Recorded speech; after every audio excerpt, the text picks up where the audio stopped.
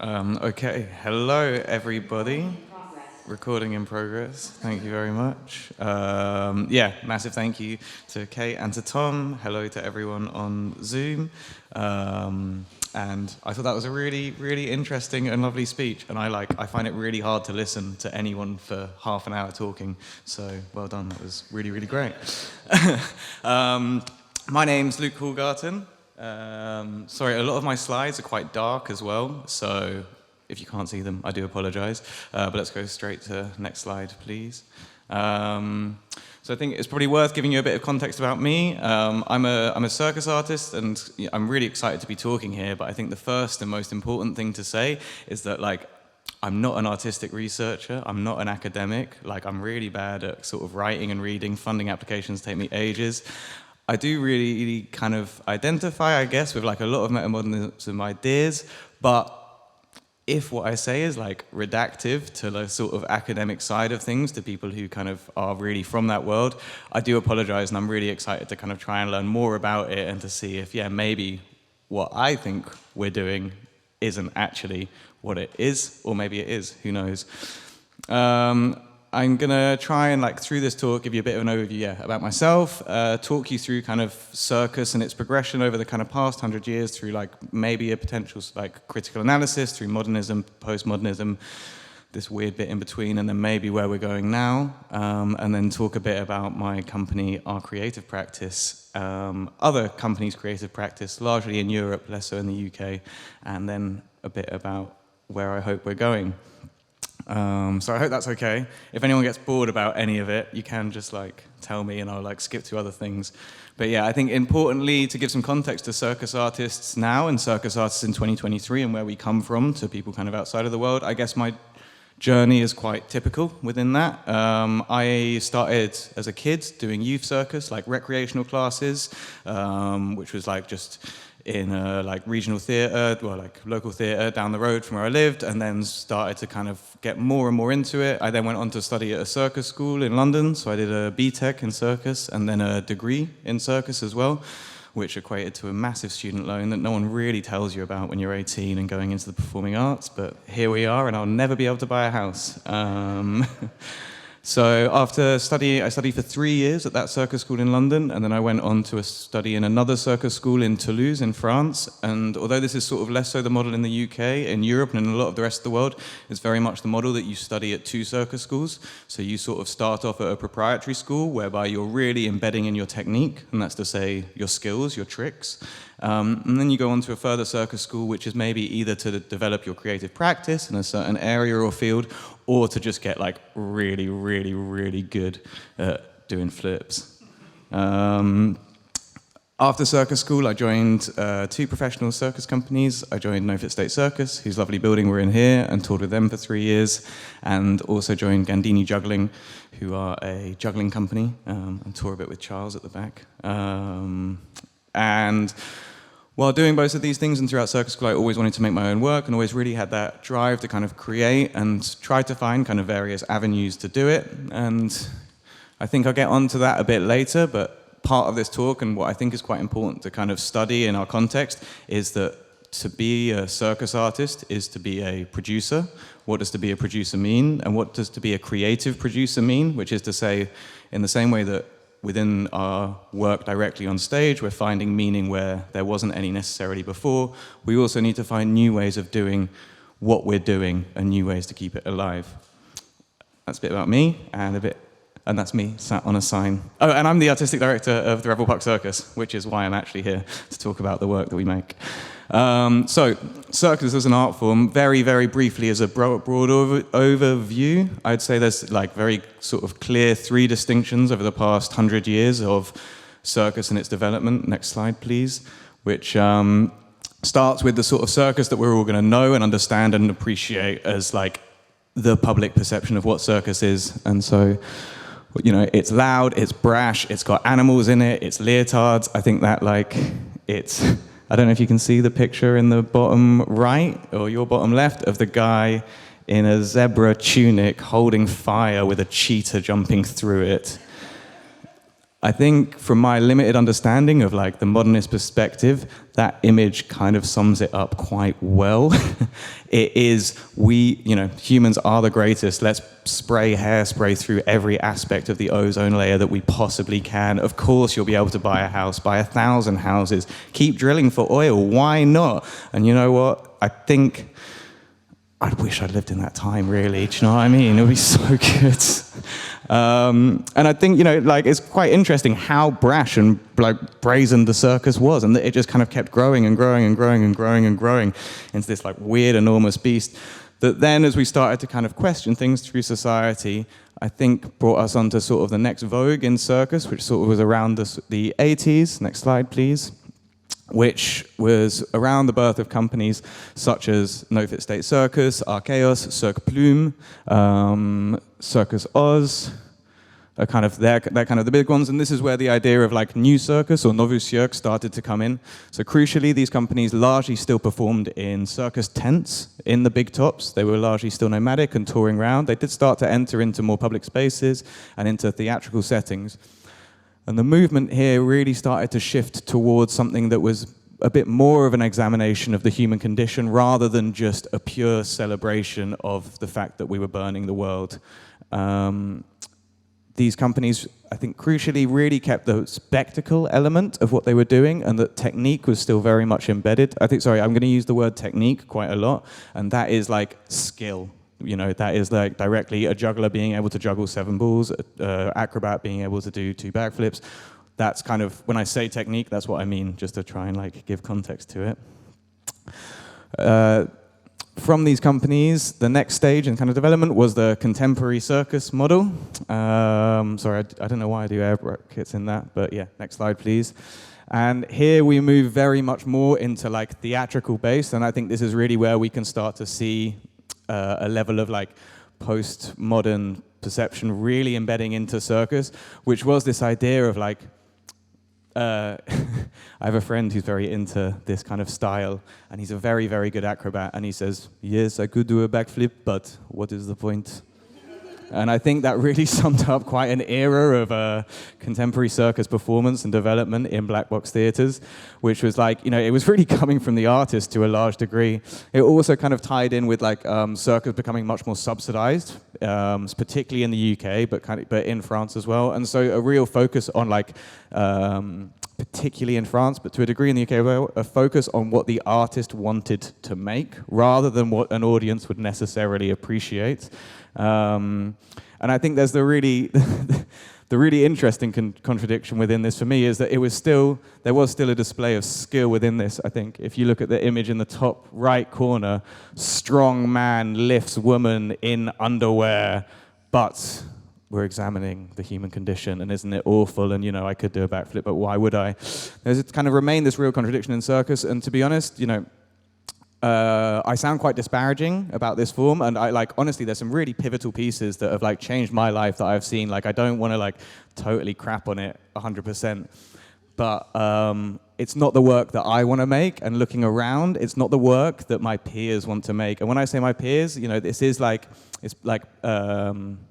not just here, but around the world, there is this sort of new movement that has started to kind of develop, and a new way of looking at and doing things, which I think is not only a reaction to the work that was made on stage, but also the avenue that was being created for how we tour, how circus artists can tour, how circus artists can present work, and therefore who we can present work to. And the more that it became based on theaters and based on festivals and those kind of bookings meant that our audiences were no longer the people in the street. Our audiences were no longer the people who were coming into Big Tops, who were going to local parks. Our audiences were festival directors. Our audiences were old white men on 60K salaries telling us what we should and shouldn't be making. And I think that is a fundamental shift, and why I think that talking about the sort of creative producing side of things is really fundamental to how our form is developing. I'm going to get on to talking about the next bit a little bit, but I think another key thing to say is that none of these forms have gone away. They've all gotten bigger and bigger and gone from strength to strength. Circus is such a young art form and is growing in so many different ways. There's not the circus, or there's not a circus, there is circus. And I don't know, there was like this big survey done about like circus in the UK, and no one talked about the traditional circuses, but like Circus Extreme are touring a 2,000-seater big top around the UK, playing to far more audiences than like any contemporary company ever will, with a far more diverse intake of artists and a far more diverse audience. So, you know, and equally like, what's that? Yeah, Gandini Juggling in the bottom left are continuing to tour and continuing to grow, like, you know, and continuing to make good work. There's like, yeah, it's important to say that, I think. So, the next bit, I've totally missed all of my notes. I hope it's all right. Next slide, please. So, I now want to talk about tented touring circus, and this is really the area that I'm exploring and that our work explores. Tented contemporary circus in the new generation really started with these sort of, in my opinion, probably not because I'm not a researcher, but you know, here are some, I think, really key examples. So you have Cirque Paradis with the yellow tent, you have Station Circus and Circus Far Away in the bottom right, Collective Malounet in the middle, Cirque La Compagnie, and Circus I Love You. Most of these companies started to develop work to tour in circus tents around the 2013 kind of time, and it was really a reaction to the fact that, number one, working in theaters and working outside didn't allow us to produce work of scale, didn't allow us to produce spectacular productions. Number two, we wanted to tour in big groups. You know, circus is a collective and a community, and is a really like integral part of what we do, is to be together. And you know, I think that's embodied within the fact, the next really important point, which is that in a circus tent, you are generally performing in the round. It is a communal space. It is a democratic space where audience is face on face to each other. There is an element of like suspension of disbelief for all of us in the space, but ultimately we all know that we're sat there watching a show, and that we can see people on the other side watching that show with us. I think here is where there's like a real element of ironic sincerity. There's an irony in the fact that for the traditional circuses, the families who were touring for years and years and years and years in tents saw the circus school kids who were privileged and, you know, generally coming from nice backgrounds and getting their student loans, who went into the theaters and then suddenly realized that, oh, tented circus is quite a good idea. Oh, look, we can tour in our own way, in our own methodology. The irony isn't lost on companies doing that, but there is a deep sincerity in the belief and want to tour in this way, and I think that you can really see the connections that are made between traditional circus companies and tented circus companies through like artist-led practices of sharing ideas and helping each other out that, you know, does just happen in like, we're getting some seating made, and we went and saw a traditional circus and spoke to them about their seats, and they welcomed us in and showed us round and talked to us not just about the seats we needed making, but how we could secure better grounds. And you know, they did smile at the fact that we were a bunch of circus school kids coming and talking to them about tents, but I think they felt the sincerity in what we wanted to do, and they did genuinely want to help us. In terms of a crucial thing that has informed the creative practice is this idea of creative producing. So each of these companies, and so, sorry, I should say the Revel Park Circus, we tour in a big top, we tour in the UK. Arts funding is very limited. We kind of chose to tour in a big top because we don't want to just prescribe to our audience is the people on the street. Our audience isn't festival directors. Our audience is, you know, we believe in circus as a democratic art, and we believe in its power to be a gateway cultural activity to people. And the circus tent really informed our ability to do that, and, you know, informs our ability to tour in that way. What that means is that you have to self-produce your work, and self-produce your work to the absolute. So you arrive in a field, there's no water, there is no power, there are no toilets, there is no one who's going to get your audiences to come in and see your work. You have to sell enough tickets to keep this show on the road, and that is the fundamental baseline. You have to sell to your audience, and so your audience is, of course, a mix of funders, of local authorities, of the people on the street, but it is a connection of all of those things. And I think through that process informs how you create your work, that it isn't just for you anymore. It isn't just for your self-sacrificing belief. It is for everyone. But within that, you have to embrace what a public thinks a circus will be. And then, to a degree, you have to prescribe to that? How can you challenge it? And I think this is where the idea of the idea of ironic sincerity really feeds into our work, in terms of we kind of know or think we know what they might want to see on stage, but we also know what we want to make. And like, I did 5 years of arts education. Like, I've seen someone take a shit on stage, you know, like, I think that we should all be like expanding our horizons more, because I'm like middle class and from North London. But at the same time, like, I love entertainment and I love seeing cool stuff. And I know that if we do want to challenge people's thoughts and ideas and to expand horizons, that we have to have some sort of gateway activity to bring them in. So, next slide, please. So here we come to the Revel Circus, which is the circus company I run, and most importantly, I'm going to talk a bit about how much time have I got? Talk a bit about our creative process and how we developed work. I think I've talked enough about the sort of creative producing side of things. One crucial last thing that I did forget to say, but I think is important, is that through the need to tour in this way, and like the fact that we are now taking things out of these settings has also led to new creative possibilities, because circus artists are now becoming makers. Circus artists are learning how to weld, how to build props, how to cut wood. And through that, there is an actual expansion of what is possible within the form, which is like unbelievably exciting for me, and is only made possible because of this desire to do things differently. And it wasn't something that I think any of us were very conscious of when Tented Company started, but it becomes a necessity because someone's got to learn to weld to fix the truck so that you can get to the next town. And then, oh wait, but what if we like welded 5 trapezes together and then like strapped them down to the floor and then hung them up like this? Would that make some sort of weird cradle thing? And you can do that. And so, yeah, I think through new ideals comes new possibilities that we couldn't necessarily see before happened, but are now maybe the most beautiful part of what we're doing in terms of the art form itself. So, to talk about the Revel Circus, I feel like it's maybe good to tell you a bit about how we make work and the reasons that we make work and the decisions that we make. So, next slide, please. Okay, you can't see that at all. These are the ethoses. I'm going to need to read them. These are the kind of key ethoses that inform how we make work, why we make work, who we make the work for, and how we tour it. To run through them, it is first and foremost, it is real, and that is anti-idealism. We reject the spectacular body and embrace the body that does spectacular things. And I think this is very much a reaction for us to the to circus as a whole. You know, that image of strong man lifts woman. It's really alienating, and it's not actually who we are. And I don't think we don't want to subscribe to that ideal. At the same time, we don't want to reject the fact that, like, of course someone needs to be strong and muscly to be able to do the things that they can do, but that should be celebrated in their ability to do it, not how it makes them look, if that makes any sense. Yeah, thanks for the approving nods.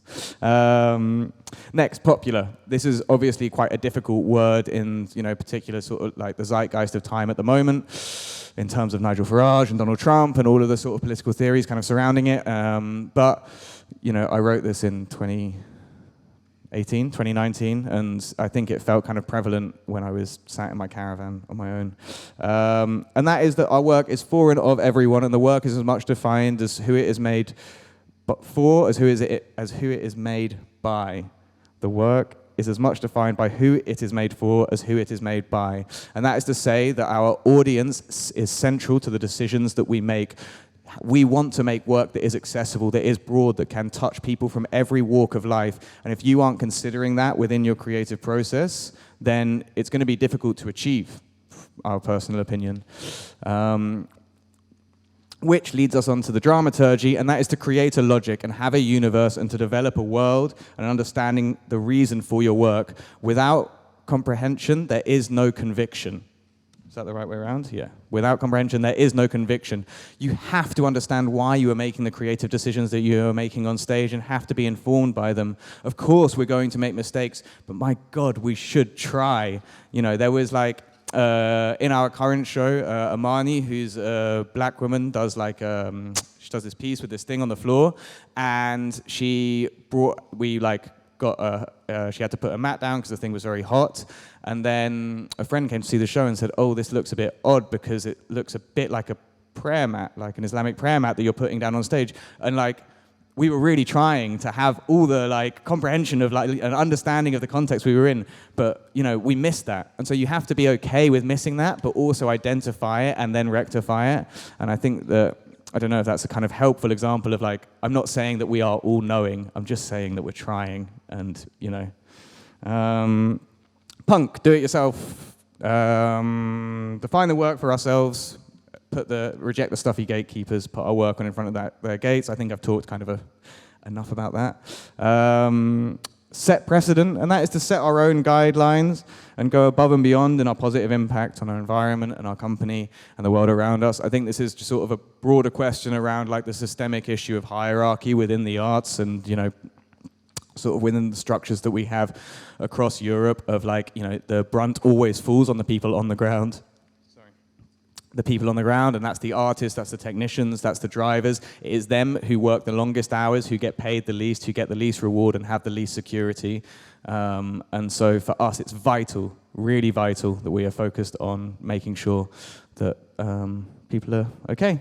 And finally, a spirit. Like, have fun. Do you know what I mean? Like, it's good. It's fun. It's exciting. We get to do our own stuff. And importantly, never forget our history and don't be afraid of the future, I think is a really kind of fundamental thing in what informs our work. Like, respect your elders, but be excited about what's next. Next slide, please. This is a video, and I've chosen this video not just to advertise our company, but because I think it centers on our audience, and I think that is, you know, really important. So, yeah, go ahead. If you can see it. If you can't, sorry. Put me on edge a bit. It's funny, very funny. So fun. It was so good. Oh my god. It was amazing. Yeah, fantastic. Fantastic. I'm feeling really energetic and really pumped up to see the next bit. My favourite part was probably Luke. Oh my god. Yeah, when he came on, the trampoline. You know what I mean? When they're jumping up and down. It was really, really quite cool. And there was this lady in a hoop that went round and round and round. She was amazing because the hoop was really unexpected and I've never seen anyone do that before. The clown was the best one. She was great. Because the clown jumps down and they told him no. My favourite bit is the seesaw bit. And I love it as well. So the show was super duper good and it was actually surprisingly amazing. I thought everyone was about to die, but hopefully not. Absolutely fantastic. On a scale of 1 to 10, I'd give it 100. What's that? 500.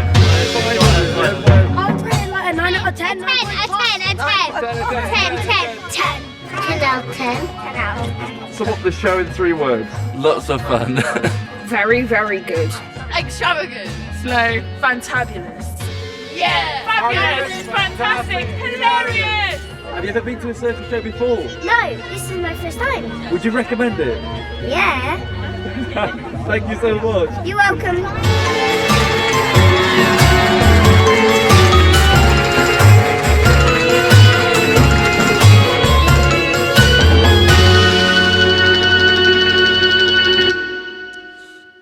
So that was a video taken of the stand that we did in Lewisham in southeast London, where we were on the edge of a border. We set our big top up over December, and the nearest cultural venue was a half an hour away from where we were located.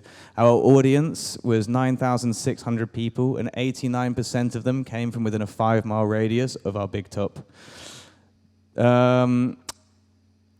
I love that video because it shows who our audience is and who comes to see our work, and really that informs why we do what we do. Next slide, please. So the Wing Scuffle Spectacular is the show that you saw in that. It's a celebration of fear, and it is a non-linear narrative based with a very silly, overarching ideal within it. We try to explore and celebrate fear and confront it in many different ways in a circus dramaturgical sense, and that is to say that it is an act-based show with each person within their act exploring some sort of idea in relation to fear with a sort of overarching narrative. We work in the creative process of the creative micro and the creative macro. So the creative micro is what I just explained to you there, is that there's a number like Fiona who does the seer wheel. For her, she's exploring the fact that as a circus artist, she needs her discipline to feel value on stage, and what happens when she doesn't have it, and then what happens when she finally gets it. Those are the kind of micro explorations that we're doing. The macro is, what is the universe that we exist in, and what is the universe that we are creating within? So within the Wing Scuffle Spectacular, as a celebration of fear, the idea and concept is that a group of circus artists have come together to make the circus show that they think an audience will want to see. Right, so what do people want in a circus show? Well, they expect a big song and dance number. They think that there should be leotards. There must be animals, surely, and there has to be a clown. Oh, but none of us can sing. Oh, but we did watch an episode of RuPaul, and the lip syncing looks quite cool, so why don't we try that? And the only person who wants to wear a leotard is the tubby juggler, but he's a bit unsure, but okay, we'll let him have a go. And no, we can't have lions, or any sort of animal, because that's just weird now, and we don't really want to do that, but they want it. Okay, so let's just duct tape a toy lion to a remote control car, and the only person who said yes to being the clown is kind of scared of clowns and not really sure of being in front of an audience. And so I think it's within this macro sort of creative process that we build this world in and that we start to play and explore in that kind of informs this idea for me of this like metamodern ironic sincerity in a very larger sort of scale of things. We're trying to make the show that we think people want to make, but actually we know that's not really the show they want to see. But how can we challenge the ideas of what they want to see without like punching down on anyone, but still celebrating the form, but realizing that that's not quite it yet. It's like, it's so many different kind of layers of uncertainty that kind of crosses over into everything, but fundamentally, it is about celebration and it is about joy. And I think that if there's one thing, if you look at things, I think like the American Office as a potential example in the idea of sort of metamodernism, is that at the heart of it, the belief that humans aren't cruel and that creative decisions aren't based on cruelty and that creative decisions are based on the idea that things might be able to get better, but also it's okay if they don't, I think informs a kind of a sensation that potentially I feel like we're living through at the moment. Within the creative macro, there also does need to be an understanding of the actual macro that we're living in and a respect of the space and the society that we're in and an understanding of those contexts. And I think, that the sort of prayer mat that I used an example, I should have put that in here, but I didn't. But I think that's an important thing, is to always remember where we're sitting at that moment in time. Part of the work that we make as well is to question, at what point does a show begin? We control our own venue, we control our own space, and so how do we activate that? Is it question time? Yeah? Okay, great. Let's do questions then. Well, you can finish your sentence. Finish my point. Okay, yeah. very quickly. So just the next slide, please. So for us, the universe starts before people arrive at the circus. That is through our marketing campaigns, which I won't go into now, but also the fact that we put a caravan village outside of the circus tent in a big circle. So an audience comes in and is greeted by the artist and is able to see into the world in which we live in and to kind of open that door to them and to say, this is a community that we're all going to exist in for sort of a 2-hour period. It is the artists that support you, that find your seats. It is the artists that are serving you popcorn. All of the whole company, 20 people on tour, come on stage and bow together because it is something that we have done together. Okay, yeah, next slide and then I'm done. Where are we going next? I'm not sure, but I'm excited about it and I hope it'll be all right. Cool. Questions? Yes, go for it.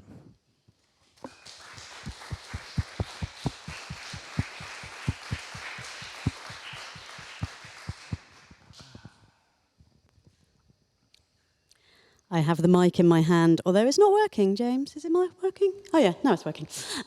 Does anybody have any questions for Luke? Okay.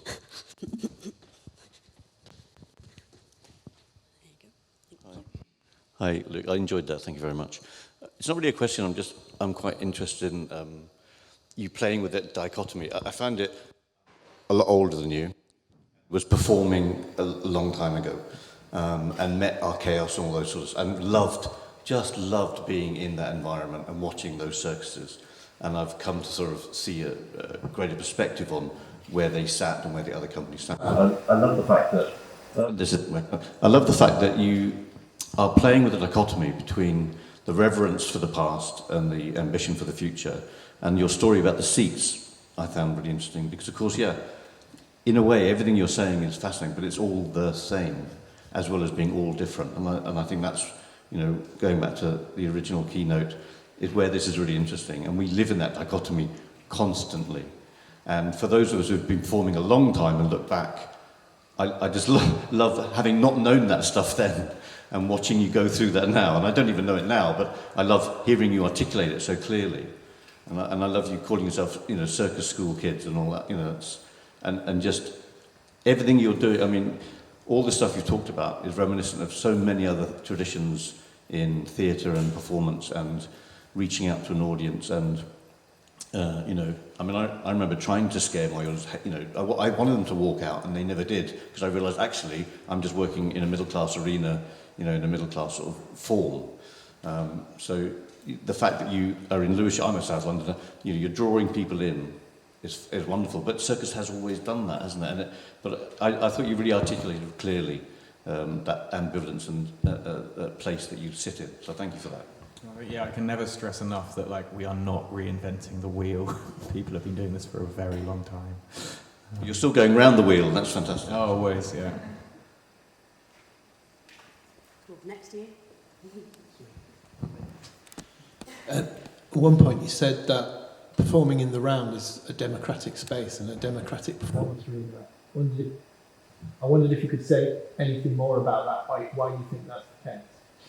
So yeah, just for the Zoom, so that's a question on to explore more about the idea of performing in the round and why it's kind of considered a democratic space. Firstly, for us, every seat costs the same amount of money. There is no reserved seating, and everyone has the same view of the show. You know, so there is no sort of like, well, I went to see like this amazing dance piece by Una Doherty, who's like a beautiful, like amazing choreographer. There's like 10 dancers on stage, but the only seat that I could afford was like right at the back of the stall. So I had to like peer over a load of people to see it. In the round, everyone's got the same view, provided that within the creative process, you are always considering that and always turning. I've been a juggler in a show before that was in the round, and the director spent 2 months sat in the same seat directing us from the same seat. And then of course when we come to do the show, you're like, well, I've made everything to face you because I want to impress you because you were my audience at that time.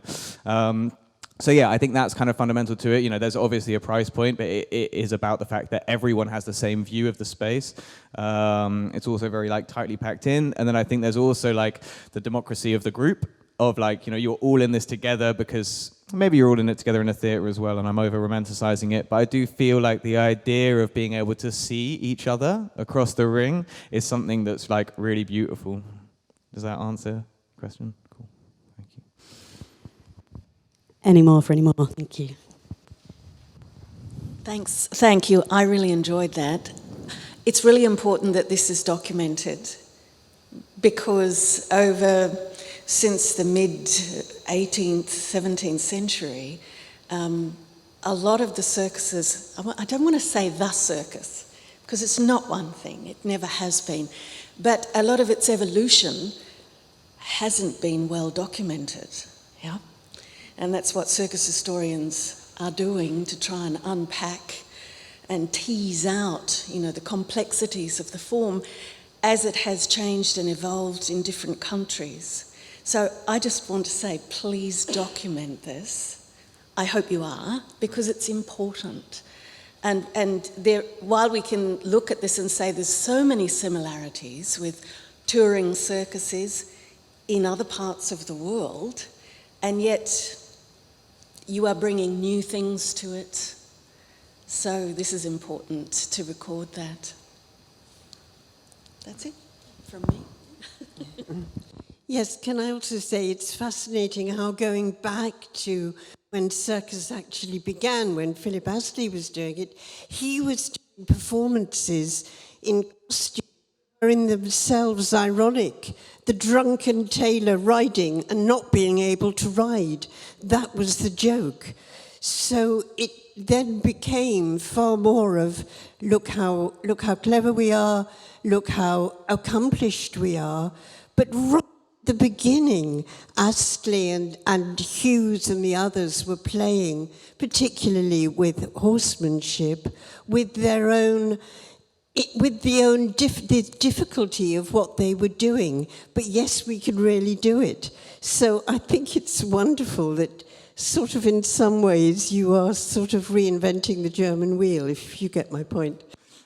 Thank you. I just got a quick point on sort of Philip Astley, who's kind of like celebrated as this like the father of modern circus. I think it's quite a like colonialist idea that a white man in London was the person who started circus, and like there's quite a lot of well-documented things of like people coming together in a ring to celebrate people performing skills and jokes prior to him. So yeah, I just kind of want to make that point. Now all the funding cycles have finished with Philip Astley in the UK. I think it's okay to say that he didn't sound like a very nice man, and I don't think he invented the circus.